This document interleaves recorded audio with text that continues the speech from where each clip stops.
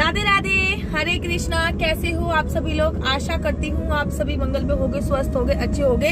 पीछे से सूरज देवता की किरण आ रही है और हम चंदा मामा की किरण लेने के लिए ऋषिकेश जा रहे हैं। ऑन द वे है, हरिद्वार से निकल चुके हैं, हर की पौड़ी पे दर्शन करे हैं। और आप लोग क्या कर रहे हो? आप लोग बना रहे होगे खीर। सही कह रही हूँ ना मैं? खीर तो बनेगी भाई।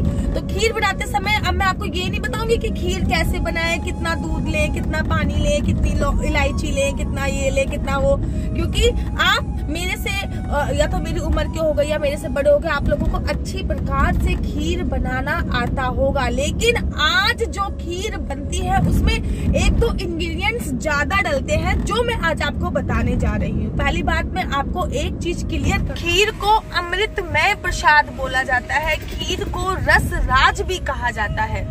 खीर को रस राज भी बोला जाता है। कहते हैं कि माता सीता को अशोक वाटिका में रखा गया था, माता सीता जी को। तो माता सीता जी ने रावण के घर का एक तिनका भी नहीं खाया था, एक गेहूं का दाना भी नहीं खाया था। लेकिन देवराज इंद्र नित्य प्रतिदिन उन्हें खीर देने आते थे, ऐसा बोला जाता है। मैंने रामायण में तो नहीं पढ़ा है, लेकिन ऐसा मैंने संतों की मुख से इस बात को सुना है। तो आज शरद पूर्णिमा पर खीर बनाते वक्त आपको आज एक विशेष ध्यान रखना है कि माता लक्ष्मी के नाम की भी खीर बनानी है, बाके बिहारी जी के नाम की भी खीर बनानी है, शरद पूर्णिमा के नाम की भी खीर बनानी है, चंदा मामा के नाम की भी खीर बनानी है। तो माता लक्ष्मी को इलायची की जो खुशबू होती है, केसर की जो खुशबू होती है, वो अत्यधिक प्रसन्न होती है, बहुत ज्यादा अपनी तरफ आकर्षित करती है। केसर की खुशबू माता लक्ष्मी को अपनी ओर आकर्षित करती है। आप केसर के कुछ दाने में पानी में डालकर उस खीर में अवश्य डालिए, जिससे माता लक्ष्मी को उसकी खुशबू आपके घर की तरफ खींच के लेके आ जाए। अब आप कहोगे दीदी केसर हम कहाँ से लेके आए, केसर तो इतना कॉस्टली आता है। तो मैं केसर का दूसरा उपयोग बता देती हूँ आपको। आप इलायची के कुछ दाने पीस कर भी आप उसमें जरूर डाल सकते हैं। आप खीर में, आज खीर बनाते वक्त आपको ये विशेष ध्यान रखना है कि खीर बनने के तत्पश्चात घर पे कोई चांदी का सिक्का तो होगा। अगर सोने का सिक्का है तो सोने पे सुहागा, अगर चांदी का सिक्का है तो रजत छार उसमें आ जाएगा। खीर में चांदी का कोई सिक्का खीर में अवश्य डाल दीजिए। और खीर में आप इलायची जरूर डालिए, खजूर जरूर डालिए, छुआरा जरूर डालिए, बादाम, काजू, पिस्ता, चिरौंजी, ये सब चीजें खीर में डाल सकते हैं। खीर, दूध, चावल, मिश्री। देखिए एक बात का विशेष ध्यान दीजिए कि अक्षय तिथि पर जो खीर बनाई जाती है उसमें चीनी का उपयोग नहीं होता है। अक्षय तिथि पर जो खीर बनाई जाती है उसमें मिश्री का उपयोग होता है। और मिश्री जो साबुत डले वाली मिश्री होती है, अगर उसका उपयोग किया जाए तो सोने पे सुहागा होता है।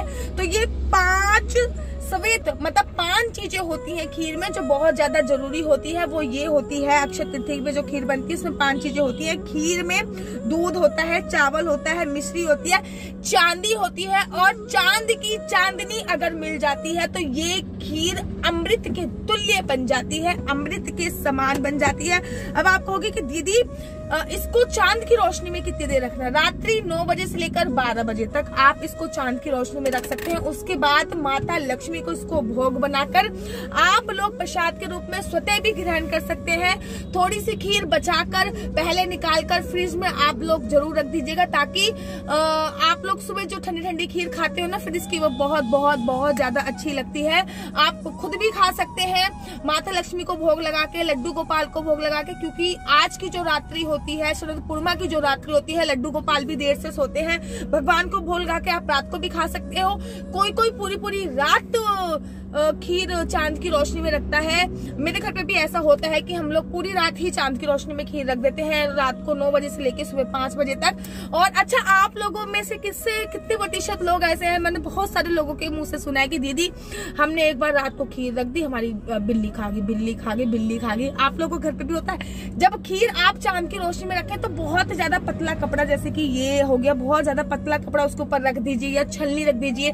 आज मैंने खुद ने भी सफेद वस्त्र धारण करे हैं और ये येलो कलर की चुन्नी धारण करी है। लाइट कपड़े धारण करें ताकि सूरज चांद की जो रोशनी है वो मेरे पे पूरी तरीके से पड़ सके, मेरे पूरे शरीर पे पूरी तरीके से पड़ सके। इसलिए आप देख रहे हो आज मैंने स्लीवलेस सूट धारण किया है। तो खीर को आपको रात्रि 9 बजे से लेकर 12 बजे तक कम से कम चांद की रोशनी में जरूर रखना है। पूरी रात रख सकते हैं तो सुबह भोग लगा दीजिए। अगर रात को 12 बजे आप खीर उठा रहे हैं, जैसे कि हम लोग फ्लैट्स वाले एरिया में रहते हैं, तो हमें चांद देखने पार्क में जाना पड़ता है तो खीर भी हम अपने साथ लेके जाते हैं। और खीर बनाते समय चांदी का बर्तन मत डालिएगा। अगर चांदी की आपके पास कोई पदार्थ है जिसमें खीर बना रहे हो तो बहुत अच्छी बात है, लेकिन नहीं है तो खीर बनाते समय चांदी का कोई पदार्थ मत डालिए, खीर फट जाएगी। खीर बनाने के तत्पश्चात उसमें चांदी का सिक्का आप लोग डाल दीजिए, या फिर चांदी की कोई भी चीज आप लोग डाल सकते हैं, उसको धो धा के। उसके बाद वो चीज चांदी की उसमें पड़ी रहने दीजिए और तब खीर को आप ले जाकर चांद की रोशनी में रख दीजिए।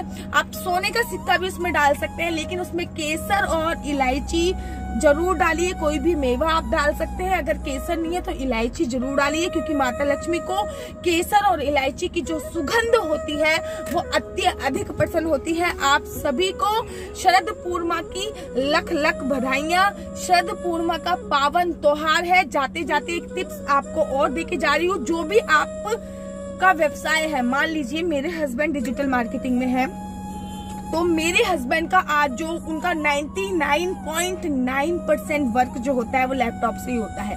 ठीक है, मैं अगर भक्ति भाव में हूँ, मैं अगर माला झोली जप रही हूँ, और आपके हस्बैंड अगर डॉक्टर हैं तो उनके जो इंस्ट्रूमेंट्स हैं, आपके बच्चे जो उनकी बुक्स हो गई, पेन हो गई, पेंसिल हो गई, जो टीचर्स हैं उनके जो पेन होते हैं, तो जो भी लोग जिस भी व्यवसाय में है उस व्यवसाय से संबंधित जो भी वो इंस्ट्रूमेंट, जो भी वो पदार्थ यूज करते हैं, जो भी वो चीज यूज करते हैं, उसको आज चांद की रोशनी में आपको जरूर दिखाना है।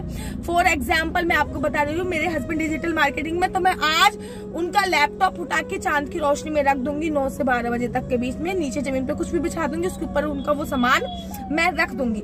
अगर आपकी माताएं हैं जो बहुत बूढ़ी बुजुर्ग है, या आप भी माला जाप करते हो, तो आप माला जाप भी चांद की रोशनी में बैठ के कर सकते हो। माला भी चांद की रोशनी में बिठा सकते हो। लड्डू गोपाल को, जुगल जोड़ी को, जो भी आपके घर पे है, चांद इस दिन जरूर और जरूर दिखाइए। पूरे वर्ष की सबसे इम्पोर्टेंट रात्रि होती है, इसी वजह से हम लोग ऋषिकेश आए हैं। ऋषिकेश में मेडिटेशन का बहुत अच्छा केंद्र भी है और गंगा जी का किनारा भी है। आप लोग मेरे साथ बने रहिए, मैं आपको वक्त वक्त की थोड़ी थोड़ी बात वीडियो जरूर देती रहूंगी, ताकि मैं चाहती हूँ जो लाभ मैं उठा रही हूँ शरद पूर्णिमा का, वो लाभ डिजिटल माध्यम से आप लोगों के पास भी आए। तो आप मुझे दीजिए इजाजत। राधे राधे, जय श्री कृष्णा, हरि बोल।